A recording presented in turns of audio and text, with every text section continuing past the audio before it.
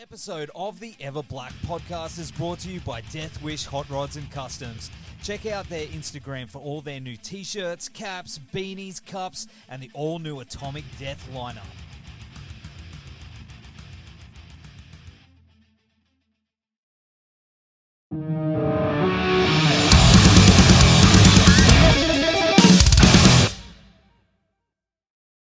All right, well, Pip, thank you for joining us on the show. How's everything down there? What's going on? Oh, not too much. Everything's good. Not too much. It's very cold at the moment. I'm not, because you're Queensland based, yeah? Yeah, yep. Yeah. So yeah, no, nothing like Melbourne. Melbourne is entering what can only be described as the fourth winter this year. I don't know what's going on. It's freezing. Yeah. So it's like, yeah. And that's not what it wants to do, does it? Every time I go there, it's like, yeah, it's confused, which suits me fine because I'm confused too. So it's all good. Yeah. Well, it's boiling up here. So yeah. I don't know. Yes, I am envious. We got to like swap a little. I know, just like a mishmash or some sort of, I don't know, something. We need something down here. It is freezing. I'll just move up here. Yeah. Yeah. Actually, I do. Are you Brisbane? No, I'm on the Gold Coast. Gold Coast. Oh, I see. Gold Coast is good. I do love the Gold Coast. So I know that, what is it? Because most people are like, what do they call it? What's the name for the Gold Coast? So there's an old saying, it's something Vegas on the, I don't know. I don't know. That's, yeah. I know there's Bris Vegas. Melbourne, Bris Vegas. There's another one. Anyway, maybe it's a Melbourne thing and I'm letting. Everyone's got this secret code for us jerked up here. I love it. I always have fun on the Gold Coast. It's always a lot of fun. I love it that they're coaxing you into clubs and stuff. Like you'll be walking down a neighborhood street and there's a guy behind Jess like, hey, what are you doing tonight? And it's like a promo dude. Yeah. They're like, and they push real hard. They're like, come on, man, I've got like 5 kids to feed. Yeah, I know. Come on, man, buy these. Like, yeah. Yeah. It's awful. Yeah. You're like, all right, mate. I'll come into your club. Oh, yeah. Come into your weird house club, whatever. Yeah. Well, of course, your amazing band, DevilElectric, just released your new album, Godless. And man, this thing is a real trip. What a trip. Thank you. I'm hoping in a good way. Yeah. 100%. Not like one of my bad trips, yeah. No, thank you. It's been a long time coming for us in terms of release. It's we've definitely been waiting and wanting to release this since March last year, which was when the first single came out, which is All My Friends. So we're so happy to have it out there finally, post, I don't know how many days in lockdown, earthquakes, windstorms, I don't know, everything. It seems like everything's trying to prevent the release of this one, but we got it out there and are so happy to do so. Absolutely. Yeah. I mean, how far before everything went to shit did you guys start, prepping? So we prep. So this one, probably a while. Like I always tell people my life is non-linear. Like I have no idea. A week is like a year to me. A year is like a month. Like I'm all over the joint all the time. But I think we've been doing this one for a while. I think off the back of, we obviously love playing and writing and stuff. And off the back of the first one, we were just like, yeah, let's get another one out. Let's just do it. And we started writing a few songs. So songs like The Cave and stuff, we've had probably in the works for a couple of years. And that one was a labor of love. Like it was not an easy song to write, but then there was other songs that sort of came really easily in the lead up. So we have worked on a lot of these songs for a long time, some of them less, but we went in and recorded obviously before COVID hit, which was fortuitous because it would have been really awkward recording during COVID. But so we managed to get in there, smash out a bunch of songs, and we basically then sat down and looked at, what songs it was like a really nice sort of conversation together, how we went through all of the different songs that we recorded, which were the ones we liked, what we thought went together, and sort of formed this album out of it. So yeah, it was good. That's awesome. Yeah. So, I mean, in regards to, you said, the labor of love, I know what it's like. Sometimes you get a little stuck. You know, you're Yeah, trying to, the songs, yeah, you know, you got to try and reel it in and try and, you know, and then yeah. sometimes just out of nowhere at the most inconvenient times, I find, you know, you'll be Yes, it's 2 driving. a.m. when you're asleep or driving or at work. Like sometimes I'm like, oh, fuck, where's my like phone? Yeah, you're So like, whoa, oh, I got to yeah, write that down. Yeah. quickly like, oh, yeah. Yeah, yeah. Was it, where do you usually find that, you know, you break the back of them when it comes to things like that? Where do they come to you and they open up and they go, all right, I'm finished now on your brain? Yeah, yeah. So I think like, well, for me, if I had my way, I'd never finish a song. I'm like notoriously neurotic and like always want to change things. Even when I listen to stuff now, I'm like, oh my gosh, I need to change that. But anyway, it's recorded. But yeah, so I think for all of us, we're all a bit, we like to tinker, like we Yeah. Yep. so I think, and the good thing about I think the album was we allowed that to happen. So when we recorded this one, which was probably different to the first one, because the first one we're all relatively new as, like, I guess, one as a band, but B, a lot of us, like I only met Tom in that first rehearsal that we ever had with Devil'Lectric and things like that. I knew Kustos previously and Big previously, but we weren't as close as obviously we are now. And I think what the good thing about it was we kind of had all these songs and a lot of it written, but not all of it written. So we kind of went in with this idea of like, let's see what happens in the recording sessions and keep those moments. And I think that's why when I've spoken about this album in the past, I've said it's a little bit more lo-fi. And I think that is really referring to the fact that like we tried not to overthink anything, not to make anything too finite, but be open to what can happen in the studio, which is sometimes way better than what you can ever sort of plan for. So yeah. Absolutely. I mean, Yeah. I've been listening to this thing for the last few days, and you know, musically, it shows that you guys have evolved since that first album, but Yeah. without losing that core of what makes the band so great. Where some bands they go, okay, we're gonna try and do different things, and then they go, "Vroom," and they go way in the different direction. Where you Yeah. guys found that perfect balance. Where'd you draw that inspiration from this time to keep that? Yeah, I think for us it was like a real process. Like I think it can almost go back, and I was just thinking about this before, to when we were touring. So we were lucky enough off the first album to tour Indonesia, and we were over there with a bunch of really cool bands. Like the Singer are amazing, KPR are amazing, and a bunch of other awesome local bands that we sort of almost fed off this community. And there was like this real kind of, I don't know, like they have this like 70s era of music that's like awesome, that they all draw from this like this era. And so that was a big inspiration. I think that's where we started sort of thinking about, you know, the next album and what it means and how we approach it. But I think also just becoming way more comfortable together, I think, as a group. And I think you can really hear that now, like where we write much more diplomatically, or we all sort of have a bit of a say on everything that's going on. I know Christos, and I don't even call him Chris. I don't know why I said that. Christos and Tom really had like moments of writing the guitar parts together, but then also separate bits because Tom's obviously a guitarist as well. I lean on them a lot when I'm writing melody to see what, you know, I think we're just becoming a bit more meshed in terms of like a cohesive writing band, but I think we're also different as well. So I think that's probably what you're hearing on the new one, which is exactly what's intended, is that this is sort of us at our core in terms of the normal, or not the normal, but the Devil'Lectric sound is still really there, but it's then our individual cohesive interpretation of that, if that's a way of saying it. Yeah. Yeah. There's like I'll Be Forgotten. That's what it's called, right?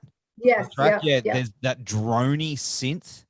Yes, that's me. Like is my favorite bit. Like I just love where that goes. It Thank just you. it goes super dark and just this place. Dark. That is meant to be a very dark moment. Yes. So, and that song lyrically, I wrote on the day I was recording it. So that I had different lyrics for it, and I changed it all. Wow. Yeah, it was just this moment. That thing again, where it's like you can write lyrics for a year, and then you can write them for like 5 minutes just before you have to go in and record them, and then. But yeah, so that I played the synth on that one, which I was surprised that the band let me near any instruments, because I'm always trying to like get in and play something, because I'm awful at every instrument, but I like to think that I can somehow do, I don't know. So I played that little bit, and that was sort of, I think me and Tom had been working on that a little bit in rehearsals and stuff like that, and just kind of like, let's see if it works and see how it goes. So I'm glad you like it. That's amazing. It's like my favorite moment of the album. Hey, I just love it. I love that. Just, it's really cinematic. Yes. Yeah. Thank you. That's exactly what we're going for. So awesome. I could only play those 4 notes, so it's nice. Hey, that's all you need sometimes. You know what I mean? Like, I've done stuff where I'm just like holding the one thing, just exactly. You know? Like, how do I play and then make it sound legit? Yeah.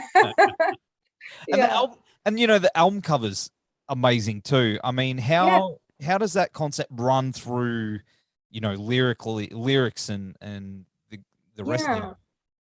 Yeah, that was so funny. We went through like a bunch of different album covers before we got that one, and that one's the genius of Tom. So he is actually the man behind the mask on that cover. Yeah.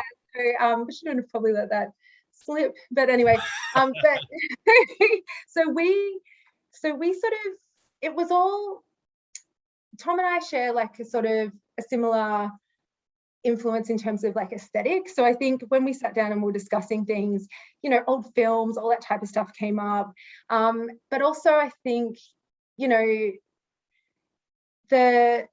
we wanted to still keep with that. I think because the first album was like, that cover was a bit of a fluke as well. It was like the last photo we took in this forest thing that we were doing, and that whole character and that demeanor, it was cool to have something that kind of is attached to that album in terms of like a personality. This one sort of felt the same. Like we have this other sort of like dark demeanor, I guess, that sits on this cover as like this next, I don't know, like anime or I'm not sure what to call it, but yeah, so we sort of went down that path because it is this album does have a different personality. It is a whole different thing. So it's almost like that's the representation, or the archetype, that's what I'm looking for, of what that album represents, I guess. Do you think that's something that the band will continue with in the future? If you know what I mean? Like symbolism, having that character that sort of carries that album? I think definitely like that's something that we definitely always do, so maybe it's deliberate, but so definitely symbolism is like I love it. No, it's so good. But no, so symbolism is a huge part of what we do, and like and that's the whole, like all of those symbols, are they called tomes? I always think the name of it, if it's a tome might be a symbol anyway.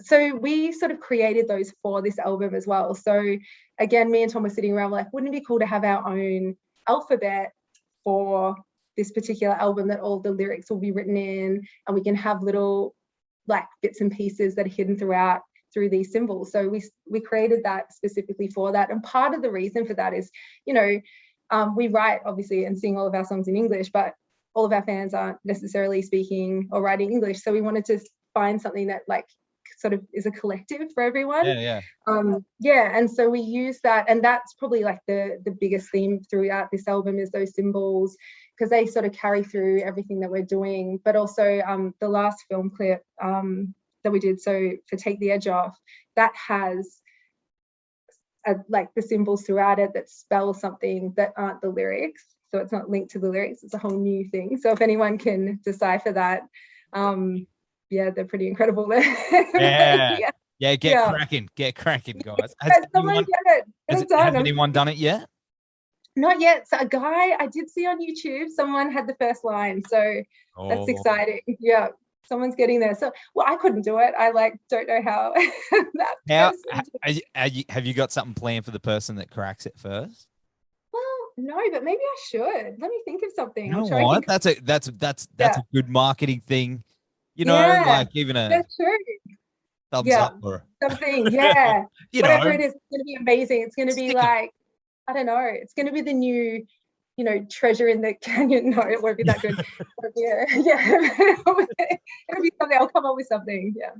I think that's cool. I think that's and you know what? The video for Take the Edge Off, the anime is just, that is mind blowing. And to my understanding, it was hand drawn, right? It was drawn. So it was a combination of, so what happened was we used, and when I say we, I say my sister, who I literally held captive until she finished it.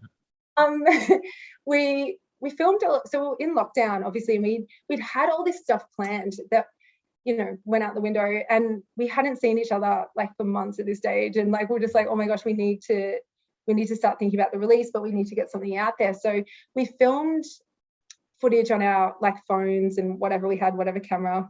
Does anyone have any other camera phones at home?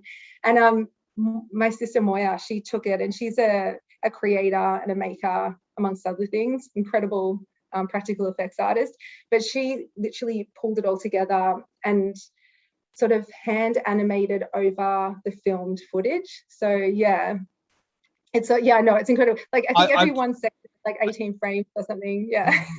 it's insane. It's one thing is, you see a lot of stuff online and you go, oh, that's cool. People do it, but that is like, really looks really expensive. When I saw it, I didn't know that. I was like, man, that's insane. Yeah, no, I count my blessings that I have my sister as my sister, because literally there's no way I could have produced anything like that. Mine would have been shaky iPhone footage matched together on an app. But no, Moya, she's incredible, and kudos to her. It cost her like a bottle of wine or something. I can't remember. Aussie currency.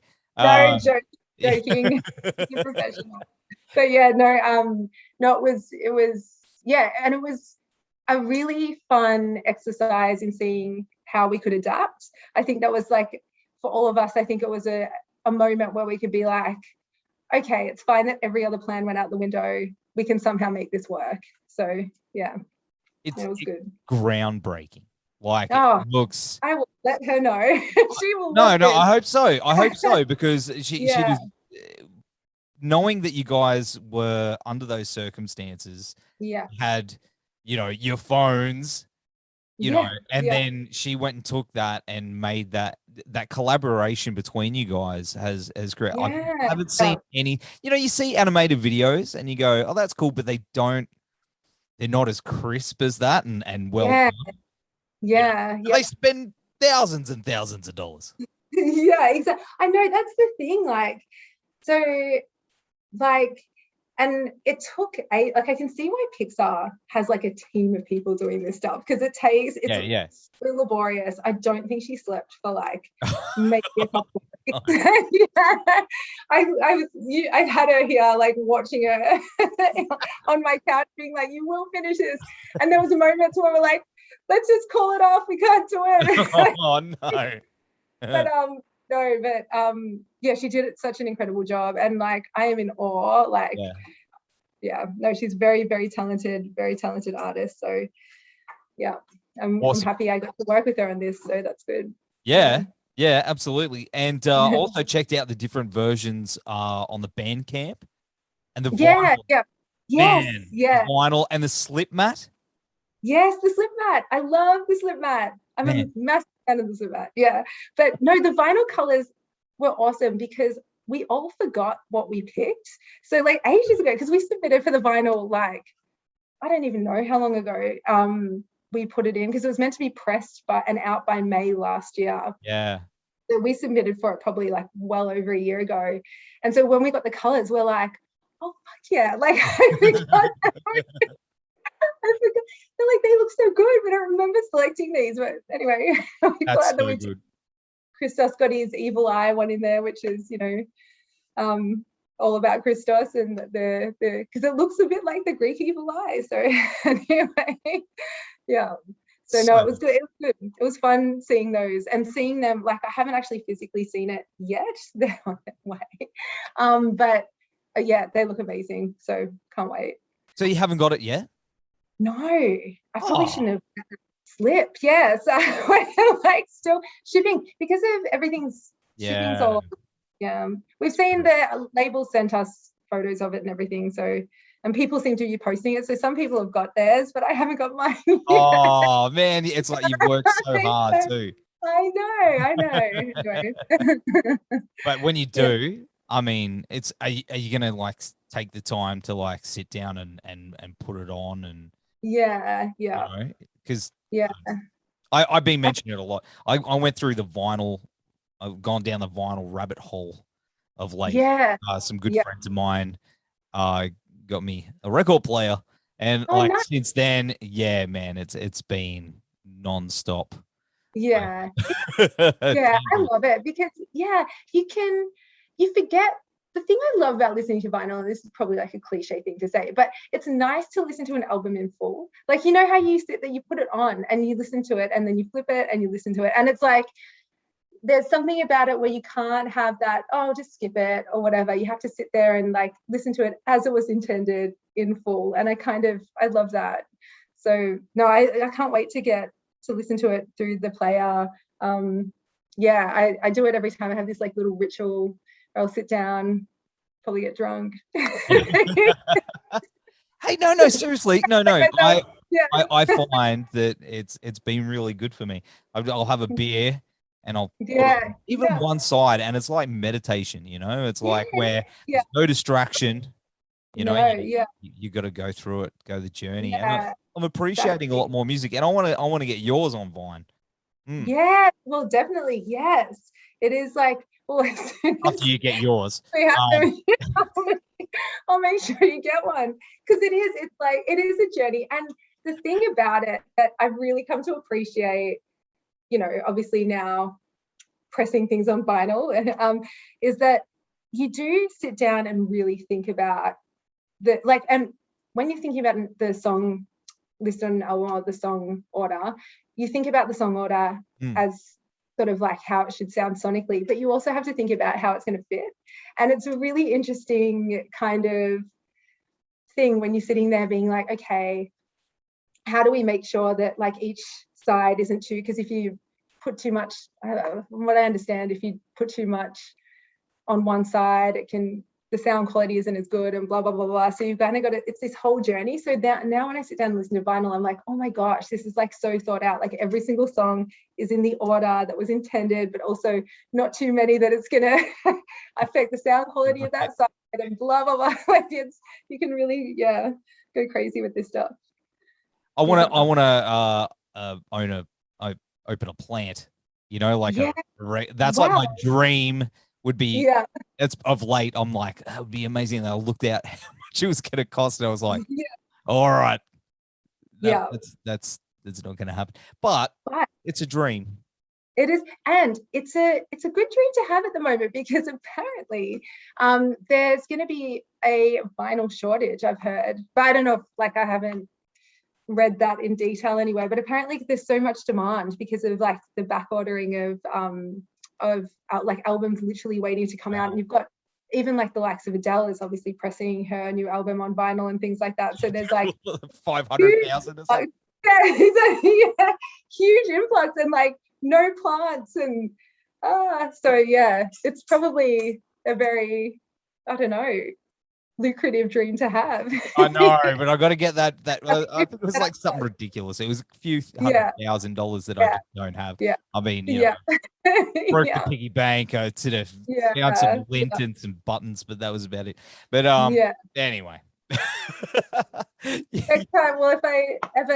Next time I have a few 100,000 in the bank, maybe I'll set one up. Oh, here it is. No. Yeah. Yeah, their dream will stay there. But you guys have been around for a few years and done some incredible tours here and international as well, and supported like truck fighters, Yes. Graveyard, Yeah.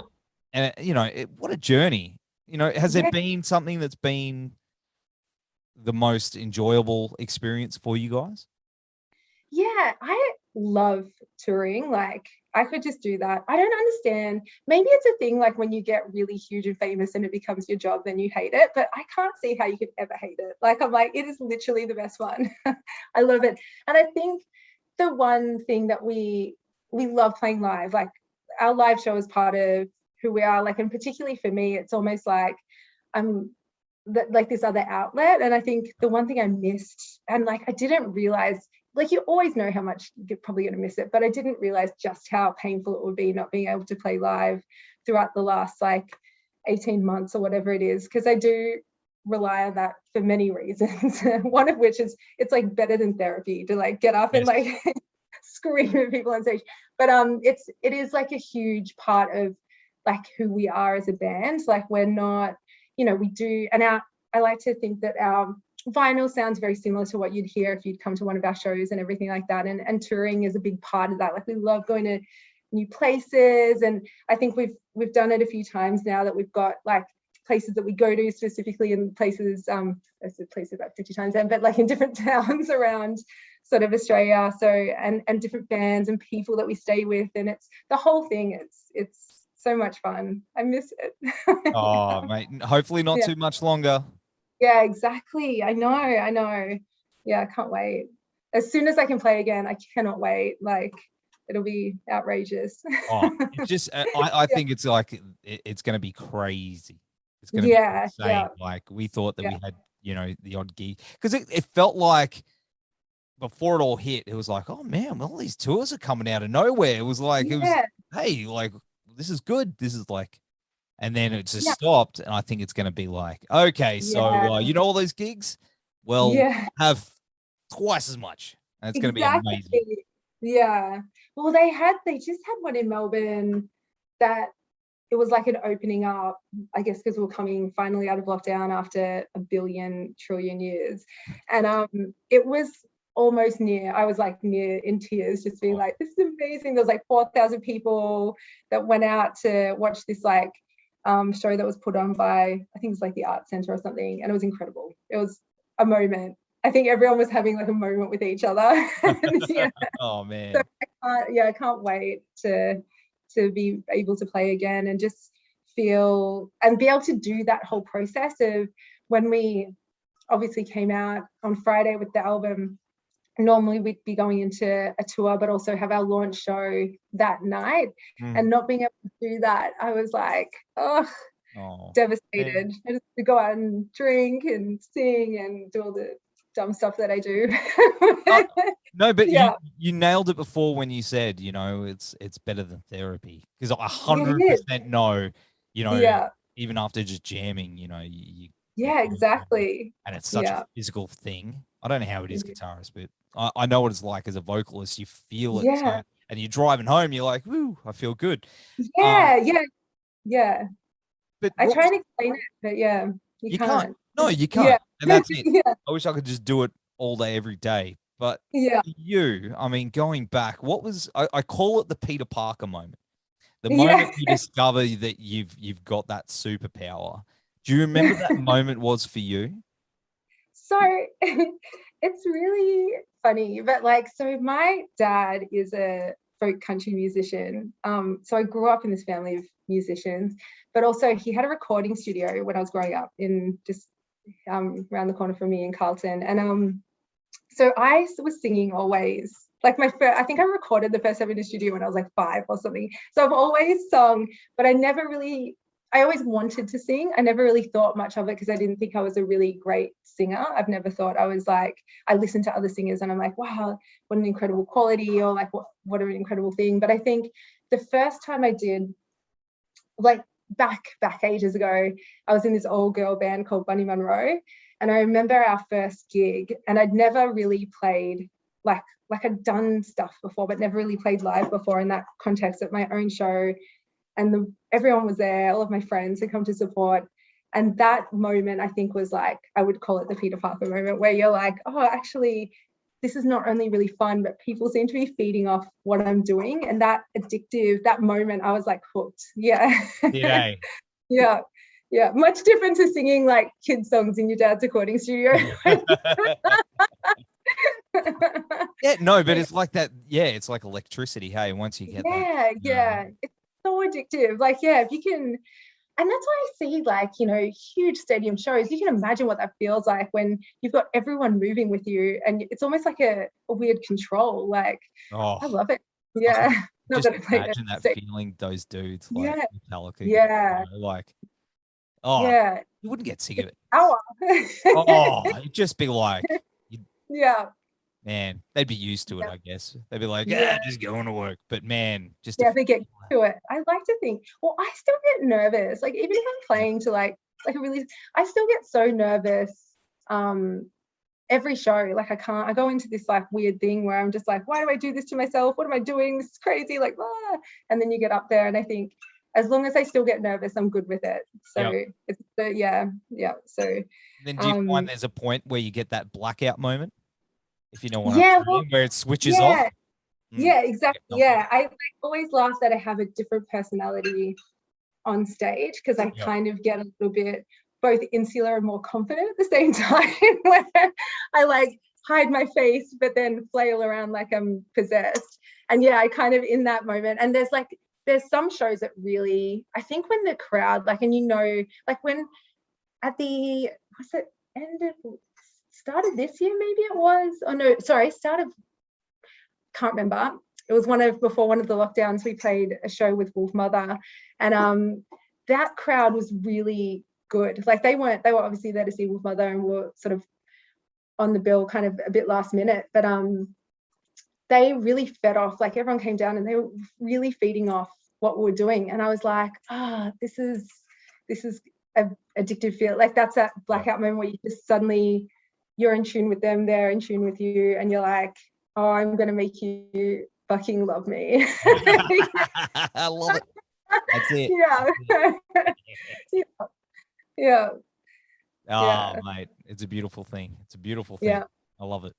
But of course, have you guys got plans to tour and stuff like that? Have you gotten the wheels in motion? Getting the wheels in motion, like we're slowly getting the wheels in motion. But we do want to, obviously, now is time, because Melbourne's coming out of lockdown. It's like obviously border restrictions are becoming a thing of the past, which is good. But so we'll start to talk about, obviously, we've kind of started the conversation, but we've still got to sort a few more things out. One of which is rehearsing. We haven't done that for a while. Oh, really? Oh, man. Yeah. See, we forget we're up here, you know? Yeah. So we haven't seen each other in person, like all four of us together, for, I couldn't even tell you it might be since the start of the year or something. So it's, so we've all got to get together. We've got to rehearse to remember how to play. Outside of that, though, no, we will start booking in shows and stuff and start to tour. Hopefully, if not this year, and it might be hard to get it in at this point, as we're like closing in on the end of the year, definitely early next year we'll start touring again, I'm sure. Queensland. Definitely. Yes, GC this time. We'll have to do it. Yeah. Oi, Moe's. Have you guys played Moe's? Moe's Desert Clubhouse? Oh, I haven't, but now I really... Oh, you would love it, mate. Seriously. Yeah. Boy, shout out to Christian and Moe's. One of my favorite places one of my favorite places to play. And they look after you. Big screen, and like your sound is a perfect fit for that venue. Oh, I love that. Well, if Christian from Moe's is listening, he will. I'll tell him. I'll be like, good dude. Sounds good. Yeah, be incredible. Yeah, man. Awesome. Yeah, and I could, because you know what? There's, sorry, I'm probably keeping you, but there's a lot of good bands of that genre coming out at the moment that are, been around for a while. That, especially up here, I know down there it seemed to be something that's been happening for a little while. Yeah. But up here it seems to be growing, and there's a lot of boom and desert bands coming up. Yeah. Exciting. Yeah. And maybe off the back of COVID, like everyone's a little bit more depressed and dark. And like, no, but no, I definitely think like I think Australia's really coming into its own. Like I really have noticed, and not just like so many places and so many bands are coming out that I'm like, oh my gosh. And the great thing about, I think, the way that we are now and like, you know, interconnectivity and blah, blah, blah, and what have you, it's so much easier to find these like incredible things that are happening in like pockets of places and music and stuff that's happening around Australia. And I think COVID will be a good thing. Like, I know it was an awful thing, like in terms of everything about it. But I think in terms of like sitting and being creative and figuring things out, I think that's like, I think that we'll see some really good, well, I hope that, I mean, that's the light at the end of the tunnel, that there'll be more and more stuff that comes out of it in terms of people having the time or being forced to have the time, I guess, to work on different music projects or collaborating with different people through, you know, you can do things pretty easily from home now with home studios and stuff. So fingers crossed. Yeah. Well, the way I look at it, it's like the corks in the bottle. Been shaken up. Yeah, exactly. Yeah. 2022, it's coming out. It's all going to happen. I know. I can feel it. Yeah. No, it does. It definitely feels that way. And I think, I mean, it's been obviously devastating for a lot of the arts, particularly like, I don't know if it's like that up there, but down here we've lost a lot of really good venues. A lot of people have struggled through it. But I hope my like little glimmer of hope is that we'll come out of it, you know, and come out with maybe some other stuff, maybe some different approaches to things and things that had to happen, you know, because there was no, I guess in the way that the film clip happened, you know, just by happenstance, because we're all locked down. Yeah. Awesome, mate. Thank you so much for hanging. Hey, I'm usually having a beer, but you get a mug of water. But drinking. My sister's over there smashing a bottle of wine. So and you could have had it. You could have had it. Yeah. Hey. Yeah. I'll tonight. But Pip, thanks for joining us on the show. It's been awesome hanging. We've got all the links down here to Godless, in the show notes, and go get it. It's out everywhere now. You take care of yourself and come up here and hang out. I will be there. Don't you worry. We can go to one of these weird clubs. Yeah. yeah. Don't do that. Don't do that. Don't listen. I won't follow that really tanned guy into that ominous club. Yeah.